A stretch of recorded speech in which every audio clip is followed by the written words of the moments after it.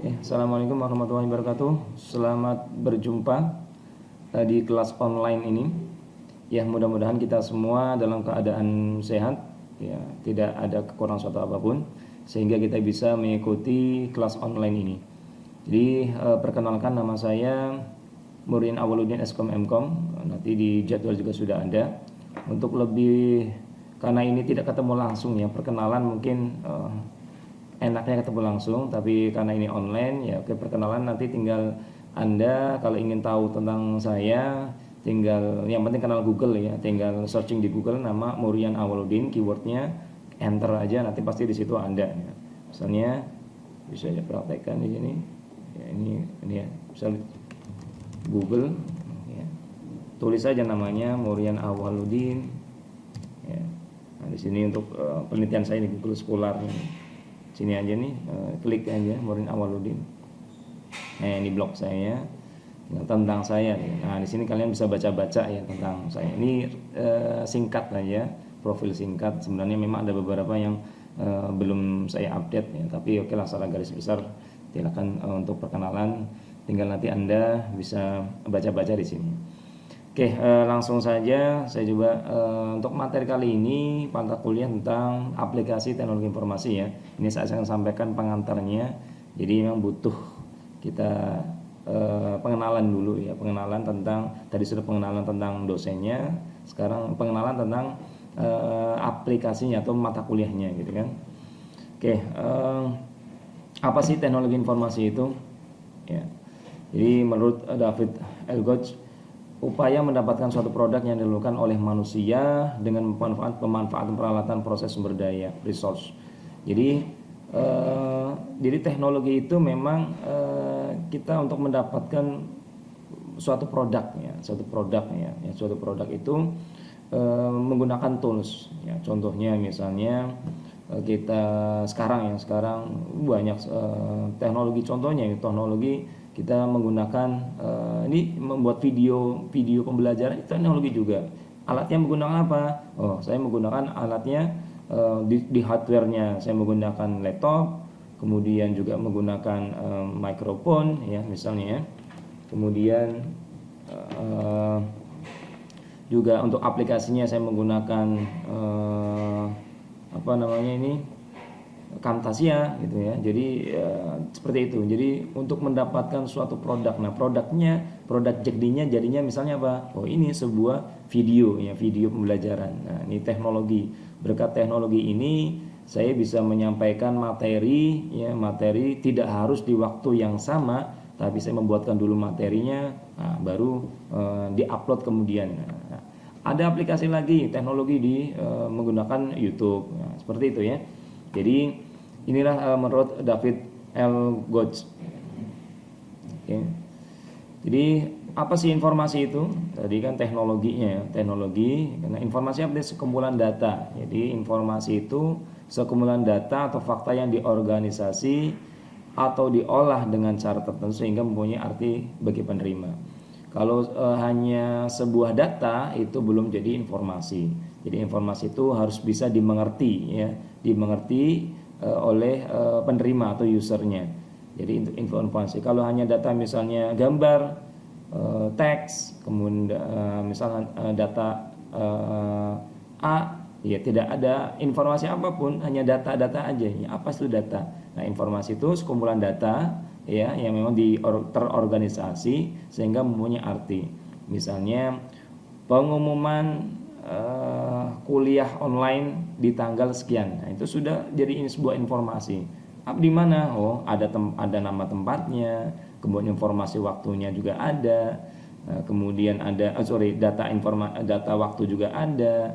Kemudian data usernya siapa saja ada, data dosennya siapa aja ada. Jadi kalian mengetahui sebuah kumpulan data tersebut sehingga Anda mengerti, oh iya, bahwa jadwal mata kuliah aplikasi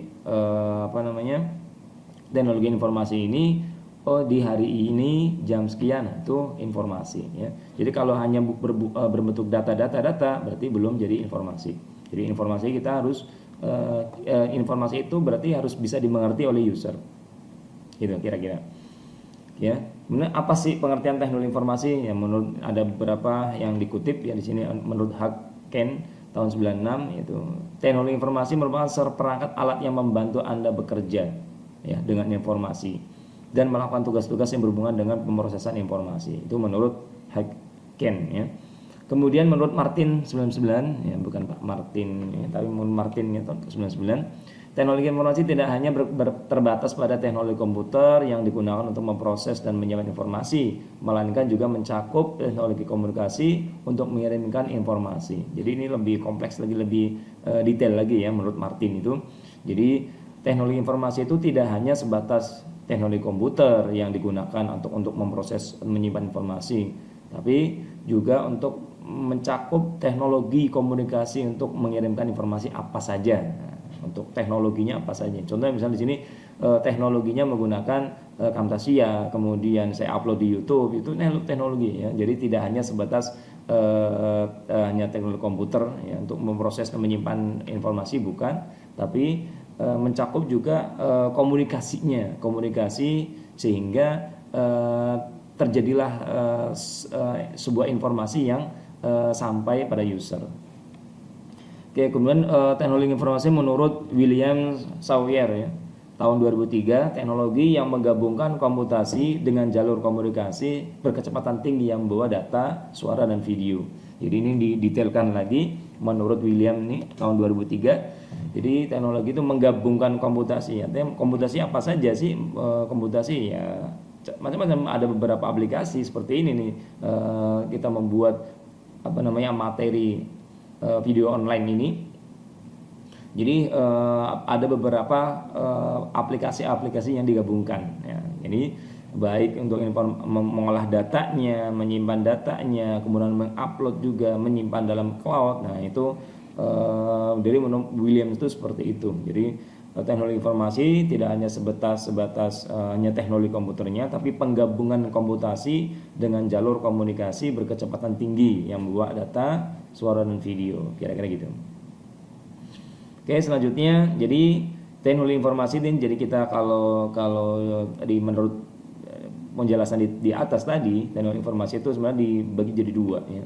Teknologi komputer, teknologi komunikasi. Jadi digabungkan antara teknologi komputer dengan teknologi komunikasi ya. Kalau digambarkan mapnya seperti ini. Apa sih fungsi teknologi informasi? Ya, fungsinya ada generation, kemudian processing untuk memproses, kemudian untuk capture, kemudian ada untuk storage retrieval atau menyimpan ya. Kemudian ada transmission. Jadi fungsi-fungsi ini banyak tadi, makanya menurut William juga sama ya, untuk data, suara, video, nah, semua. Jadi semua termasuk dalam teknologi informasi dan komunikasi, yaitu penggabungan seperti itu. Jadi ada generationnya, kemudian ada processing, memproses datanya, ada capture untuk mengambil gambarnya, kemudian storage untuk penyimpanan, retrieval untuk pencarian lagi, kemudian transmission untuk jalur komunikasinya. Ya, fungsinya ada 5. Jadi kalau misalnya ada pertanyaan fungsi teknologi informasi, minimal kalian menjawab 5, yaitu sudah cukup ya. Kalau mau didetailkan bagaimana, Pak? Ya, bisa saja didetailkan. Beberapa alasan mengapa perlu belajar dan mendalami mengenai teknologi informasi. Jadi ini untuk kampus khususnya ya, kurikulum untuk aplikasi teknologi informasi ini memang tepat kalau antara semester 1 dan 2. Jadi untuk mengenalkan dari para mahasiswa untuk mengenal apa sih teknologi informasi. Ya, jadi ada beberapa alasan nih ya di sini ya. Apa alasannya untuk mendalami IT ini? 1. Membuat keputusan dalam menyediakan atau menggunakan teknologi informasi. Kemudian mengetahui cara mengatasi masalah komputer yang biasa terjadi. Ya, jadi yang pertama membuat keputusan, jadi menyediakan atau menggunakan teknologi. Jadi artinya gini, saya contoh nih, saya untuk mengajar daring ini atau cara online ini, keputusan saya akan merekam video saya. Kemudian saya menyampaikan kepada mahasiswa dalam bentuk video. Dan kenapa? Karena video itu bisa diputar-putar lagi ya, bisa diputar kalau misalnya sudah di-download ya sama mahasiswa, bisa diulang. Nah, itu keputusan saya. Jadi untuk menggunakan teknologi informasi ini. Kemudian mengetahui cara mengatasi masalah komputer yang biasa terjadi. Nah, kenapa kok saya menggunakan seperti ini? Karena kalau dengan hanya ke kelas, kadang-kadang untuk pertanyaan bagaimana. Nah, untuk sesi tanya jawab nanti di sesi diskusi ya setelah ini. Kemudian diskusi baik di WA group maupun di kelas ya, di Classroom ya, Google Classroom. Kalau kita ke sana kita pakai Google Classroom. Jadi bagaimana kita cara mengatasi masalah? Nah, seperti itu dengan komputer yang masalah komputer yang biasa terjadi. Kemudian alasan belajar dan mendalami IT yang ketiga, mengetahui cara mengupgrade sistem dan mengintegrasikan komputer dengan produk baru. Jadi seorang IT, calon-calon IT ini kan calonnya sarjana komputer kan. Jadi bagaimana mengupgrade-nya sistem. Jadi kita memikirkan kita membuat sebuah sistem, tapi sistem itu memang harus bisa di-upgrade. Jangan sampai kita membuat sistem tapi hanya di waktu itu. Nah, itu namanya produk gagal ya. Makanya di atas tadi untuk cara mengatasi masalahnya bagaimana. Jadi disambung yang ketiga ini mengetahui cara mengupgrade sistem. Kalau misalnya menggunakan ini tidak bisa nih, seorang IT harus bisa menggunakan yang lain, menggunakan aplikasi yang lain, menggunakan aplikasi yang lain. Kalau misalnya tidak bisa menggunakan ini, bisa menggunakan yang lain. Jadi upgrade baik sistem maupun upgrade dari brainware-nya sendiri ya, dari orangnya itu sendiri. Ya. Jadi mengintegrasikan komputer dengan produk-produk baru, jangan sampai. Jadi di IT itu sangat cepat sekali, sangat dinamis sekali. Jadi kalau misalnya anda nanti setelah lulus ingin kerja di dunia IT, itu pengalaman kalau mahasiswa saya itu yang sudah langsung ke dunia IT, wah Pak ternyata di dunia IT itu sangat cepat sekali Pak untuk upgrade sistemnya. Baru belajar A nih sudah mau selesai, dia baru belajar CI, misalnya CI ya, code editor. Kemudian ternyata wah harus belajar lagi nih Laravel nih contohnya, bahasa menggunakan aplikasi bahasa pemrograman Laravel. Jadi sangat cepat. Jadi ada lagi seperti itu. Jadi itu sangat perkembangan sangat cepat sekali. Ya, jadi inilah alasan belajar dan mendalami IT itu seperti itu. Kemudian yang keempat, mengetahui bagaimana cara menggunakan internet secara efektif, gitu ya. Jadi orang IT harus bisa memanfaatkan teknologi yang ada, khususnya di sini menggunakan internet secara efektif ya. Jadi bagaimana penggunaan di internet itu kita manfaatkan. Misalnya contohnya kita menggunakan internet untuk apa? Untuk belajar otodidak misalnya, untuk nyari materi ya, segala macam. Jadi hal-hal yang positif itu sangat banyak di situ. Ya nanti pembelajaran untuk positif negatif di tentang internet nanti ada lagi ya, nanti di depan ada. Jadi gitu. Jadi seorang IT intinya di internet itu sudah banyak ilmu yang ada di situ, tinggal kita memanfaatkan atau tidak sebenarnya. Dengan didukung kita kan Anda semua kuliah ya, di kebutuhan di kuliah di bidang IT ya silakan nanti dikembangkan, kemudian proses pengembangan dirinya boleh di kelas. Nah, lebih banyaknya sebenarnya di otodidak di luar sana gitu ya. Intinya banyak baca. Kemudian alasan belajar dan mendalami IT yang berikutnya, mengetahui bagaimana cara melindungi diri sendiri dari kejahatan di dalam dunia online. Ya, jadi kalian pasti sudah banyak ya berita-berita kejahatan di dunia IT seperti apa. Sebenarnya lebih kejam nanti, apalagi kalau misalnya kita ada film-filmnya juga sudah ada ya, film-filmnya yang kejahatan IT juga banyak. Nah itu memang bisa terjadi, bukan bisa terjadi ya, memang sudah banyak terjadi ya. Tinggal kita inilah alasan mengapa kita mendalami IT. Jadi kita biar tidak dibodoh-bodohin orang ya, misal ditipu, banyak penipuan segala macam. Nah kita harus tahu tuh ya, baik untuk bahkan belanja secara online ya, kemudian belajar itu kita harus nanti akan tahu di situ secara mendalam. Kemudian berikutnya, mengapa alasan belajar dan mendalami IT ya. Itu mengetahui beragam penggunaan teknologi informasi untuk meningkatkan kompetensi ya. Jadi di dunia IT ini memang kita tidak bisa menguasai semuanya ya. Ada bidang-bidangnya masing-masing. Jadi bidang di IT itu sebenarnya banyak ya. Kalau kita ada software engineering, ada data mining, ada image processing, ada emotion level, ada informasi teknologi sendiri, ada informasi sistem dan seterusnya. Jadi bidang-bidang itu nanti di mana nanti kalian akan bisa menentukan saya kuliah sarjana komputer itu ahli di bidang apa nanti setelah semester 4 atau 5 kalian sudah bisa menentukan di bidang mana nanti saya harus lakukan ini baik penelitiannya nanti di mana nanti juga ditanya penelitian Anda di bidang apa. Nah disitulah nanti tapi nanti sambil berjalan ya. Oke. Kemudian, nah di sini pengelompokan teknologi informasi. Jadi teknologi informasi itu ya memang banyak ya, tapi kadang-kadang orang awam yang belum tahu bahwa orang IT itu ya bisa semua. Bahkan misalnya bidang saya sendiri post processing ya, kemudian software engineering juga saya tekuni. Itu mereka tuh tidak tahu kalau yang orang awam itu tidak tahu bahwa IT itu ada bidangnya masing-masing ya. Jadi ada juga orang yang komputer rusak nih. Pak, kamu kan bisa IT. Lah kan IT-nya apa dulu? Ya kalau IT kan di bidang software engineering beda dengan untuk praktisi hardware ya, beda. Walaupun bisa tapi nggak menguasai gitu ya. Jadi kelompok-kelompok teknologi informasi ada teknologi masukan ya, teknologi masukan, ada mesin pemroses CPU, kemudian teknologi penyimpanan, kemudian teknologi keluaran, dan teknologi perangkat lunak. Jadi kalau saya sendiri maksudnya ke teknologi perangkat lunak, programming, teknologi masukan. Ya, biasanya masukan apa di sini masukan baik komunikasi, ya, data-data, ya, kemudian mesin pemroses, ya, CPU, kemudian ada administrator gitu ya, teknologi penyimpan, ya, teknologi penyimpan apa lagi ya banyak ya kayak email, kemudian Google Drive gitu kan ya, penyimpanan. Teknologi keluaran apa aja, nah di situ banyak gitu.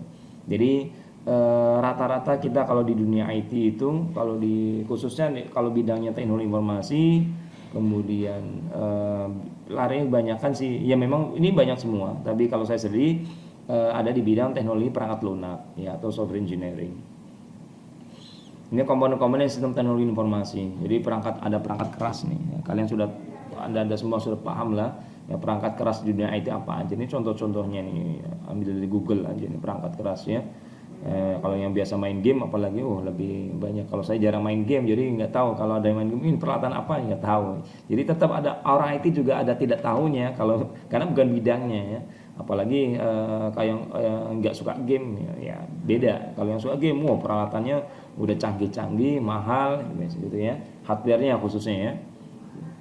Kemudian ada perangkat lunak software-nya. Banyak sekali software-software yang ada ya. Tinggal nanti kita pilih yang mana yang mau kita pakai ya. Kebutuhan-kebutuhan di bidang yang kita tekuni itu apa aja. Jadi tidak semua kita kuasai semua perangkat lunak, tapi ada beberapa yang memang kita butuh perangkat lunak tersebut. Ada brainware-nya orangnya, jadi kitanya nih ya, kitanya sebagai orang IT-nya ya, jadi ada hardware-nya, ada software, ada brainware atau orangnya sendiri. Kalau ada software, ada hardware, nggak ada orangnya, nggak jalan IT ya. Walaupun nanti tetap ada orangnya, jadi yang membuat aplikasi, membuat sistem segala macam orangnya, setelah itu jalan ya sudah. Ya komponen-komponen sistem teknologi informasi itu ada tadi ya hardware, software, kemudian brainware. Nah, klasifikasi teknologi informasi menurut fungsi sistem.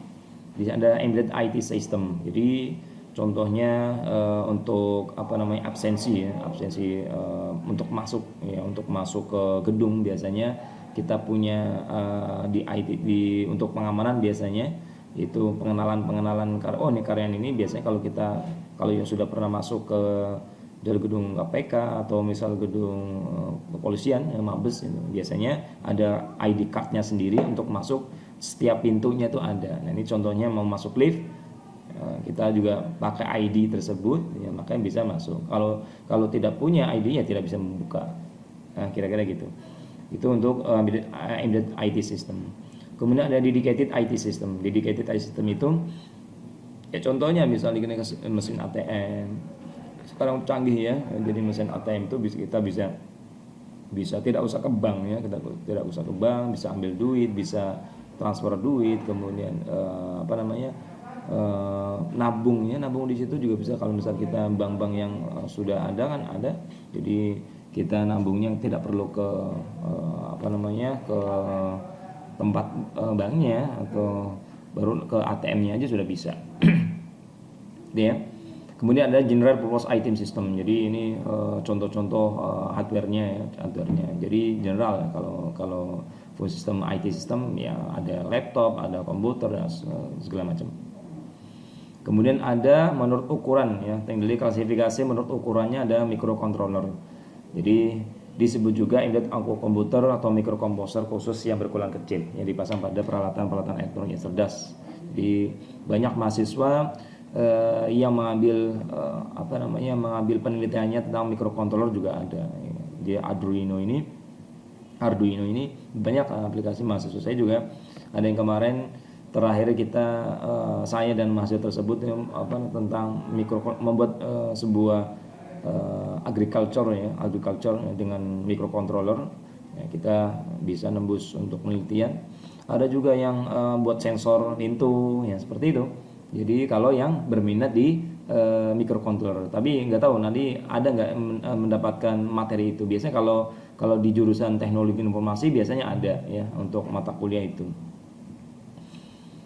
Kemudian ini tadi yang sudah dijelaskan, ada komputer, ada PC, ya, bahkan ada tablet gitu kan yang kecil, komputer cerdas, ya, ini terkenal ya sekarang. Kemudian ada workstation, ya, jadi untuk biasanya administrator ya, untuk jadi ada beberapa komputer ya, dalam satu pekerjaan. Nah ini biasanya dengan workstation ini. Jadi komputer yang ampuh daripada kebanyakan PC. Umumnya jenis ini digunakan kepentingan aplikasi perancangan berbasis grafis seperti CAD, Blender animasi, atau 3D Max. Biasanya orang-orang desain ini video editing itu biasanya nih di sini workstation ini komputernya memang canggih-canggih. Bahkan gaming ya. Jadi orang gamer itu biasanya kalau yang suka gamer ya, mungkin di antara Anda semua ada yang gamer ya, atau suka bermain game, jadi butuh hardware yang memang mendukung game tersebut. Ya ada beberapa game yang memang tidak support ya, misalnya RAM-nya harus sekian ya, gitu dan seterusnya. Kalau gitu ya. Jadi kalau yang gaming itu memang ya peralatannya mahal-mahal biasanya. Nah, ini workstation. Kemudian mini komputer juga ada ya. Jadi biasanya vendor yang membuat ini biasanya di IBM yang sering kita lihat itu, biasa IBM tuh untuk server-server menengah ya, biasanya menggunakan itu. Jadi saya juga banyak menggunakan IBM atau DES atau Hewlett Packard ya. Kemudian ada mainframe. Jadi menurut ukuran ada microcontroller, kemudian ada workstation, kemudian mini komputer, ada mainframe. Ya, mainframe ini jadi digunakan pada perusahaan-perusahaan skala besar ya, untuk memproses data yang sangat besar ya. Jadi ya, komputer itu memang besar-besar ya, untuk penyimpanan datanya segala macam, itu membutuhkan hardware yang memang besar. Kemudian ada superkomputer ya, superkomputer seperti data center ya. Data center ini jadi memang kalau kita lihat di gedung cyber itu, kalau yang sudah pernah di gedung cyber itu memang untuk server-server yang besar-besar, atau perusahaan-perusahaan yang memang mempunyai server. Ini contoh-contoh gambar-gambar ya server yang contohnya nih, paling ini server NASA nih banyak. Jadi satu gedung ini komputer semua ya, superkomputer. Jadi satu komputer itu besar-besar. Kalau misalnya kita bisa pernah lihat di film-film action di IT ya, film komputer biasanya itu ada server tuh yang ya hampir satu lemari semua ya, itu seperti itu superkomputer ya. Jadi klasi teknologi informasi ini, client server itu apa sih tadi, kemudian contoh client server itu apa, Web server itu apa? Nah, ada di sini. Di peranan teknologi informasi di dalam perbankan contohnya nih ya, penerapan IT di dalam perbankan contohnya ya ATM, mobile banking, internet banking, ya itu kalau di dunia perbankan. Di dunia pendidikan apa aja? E-learning. Jadi yang sekarang kita pakai ini untuk online learning, ya ini kita menggunakan teknologi informasi di dunia pendidikan. Ya menggunakan e-learning, ada kuliah online, kemudian materi berbasis multimedia. Nah, video ini juga bisa termasuk berbasis multimedia karena apa? Nanti ada suara, ada video, ada pergerakan, nah, seperti itu. Ada pencampuran, penggabungan antara data-data yang ada. Ya, kemudian IT di dalam medis, ya. Jadi ada CT scan, ya. Jadi di situ IT. Jadi ada maksud saya ada yang pernah membuat penelitiannya itu objeknya CT scan. Jadi memang dia kerjanya di rumah sakit, ya, di rumah sakit. Kemudian bagaimana dia tingkat deteksi, ya, tingkat deteksi dari CT scan tersebut. Jadi dihitung secara IT-nya, ya, diterapkan di situ. Kalau CT scan-nya sendiri ya alat-alat medis, ya. Ya, jadi tapi kita sebagai orang IT masuk ke situ seberapa, contohnya kalau penelitian saya juga sama tentang skin detection. Ya, skin detection itu deteksi kulit, ya, kulit manusia. Ya, manusianya bukan komputer, bukan termasuk IT, tapi di situ berkontribusi bagaimana tingkat deteksi kulit manusia dan bukan. Kalau misalnya kita contohnya kulit manusia ada yang coklat, ya, ada yang, jadi kalau misalnya kita itu untuk kebutuhan, sebenarnya untuk kebutuhan banyak, untuk face detection, kemudian ada untuk pornografi gitu ya. Jadi untuk mencek bahwa ini termasuk pornografi atau enggak, atau bahkan yang lebih ekstrim lagi yang sering digunakan yang sekarang ya, yang ngetrennya sering digunakan untuk kegiatan militer. Jadi kalau pesawat tempur itu kan di atas, nah itu menggunakan tingkat deteksi baik suhu, kemudian kulit manusia, nah seperti itu. Jadi di dunia medis juga ada ya IT. Jadi IT itu masuk ke segala bidang, ya segala bidang, mau ekonomi, mau medis tadi ya, mau pendidikan, masuk semua. Jadi IT itu bisa masuk ke segala bidang. Makanya hampir seluruh perusahaan apapun bidangnya itu di situ ada orang IT-nya, ya. Jadi jangan khawatir kalian, yang penting kuliahnya semangat, ya, fokus pada tujuan kuliah ini apa, ya. Kemudian kita mau jadi kalau sudah fokus tujuan kuliahnya untuk apa, ya, baru kita pilih nih di bidang mana nih saya harus mengambil. Nah, nanti di situ ketahuan nanti setelah semester 6 saat mau melakukan sidang proposal atau misal skripsi, nanti itu ketahuan, oh iya saya mau ahli di bidang ini, seperti itu. Tapi kalau tidak ada target untuk kedepannya saya bisa apa, ya nanti tidak akan, jadi bingung, akan galau. Biasanya rata-rata nih kalau misal model kayak gitu nih biasanya galau nanti, aduh saya mau buat penelitian apa ya, skripsi saya apa ya, nah itu bingung ya biasanya gitu. Jadi sekali lagi di awal memang kita harus fokus tujuan kuliahnya apa, ya, kemudian proses belajarnya kita ikutin.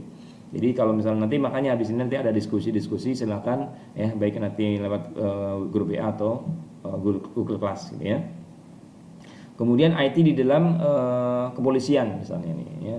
Jadi kepolisian itu ada face recognition, ya, untuk membantu menggambarkan sketsa pelaku wajah. Kemudian ada SIM online, ya sekarang kita sangat terbantu sekali dengan adanya SIM online. Kemudian kalau yang kemarin ada juga penelitian tentang mengukur jarak tembak. Biasanya kalau buat latihan tuh untuk jarak tembak di capture aja menggunakan teknologi informasi, itu sudah ketahuan berapa jarak terdekatnya. Nah, kira-kira gitu. Jadi banyak sekali IT ini digunakan di apalagi untuk keamanan ya, keamanan negara, polisian maupun militer. Itu semua menggunakan, rata-rata IT itu berperan penting. Kemudian di perdagangan elektronik ya, kayak online shop ya, marketplace sekarang itu, virtual shopping store. Nah, itu menggunakan di dunia perdagangan. Makanya yang ngetren sekarang bahkan justru bukan bukan apa namanya, bukan website pribadi malah, ya, tapi yang banyak diyakini atau banyak pelanggan untuk mempercaya di online shop itu, online shop marketplace biasanya.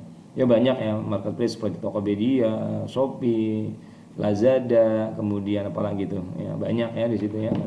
Mungkin yang Anda semua yang biasa berbelanja lebih tahu ya dari saya.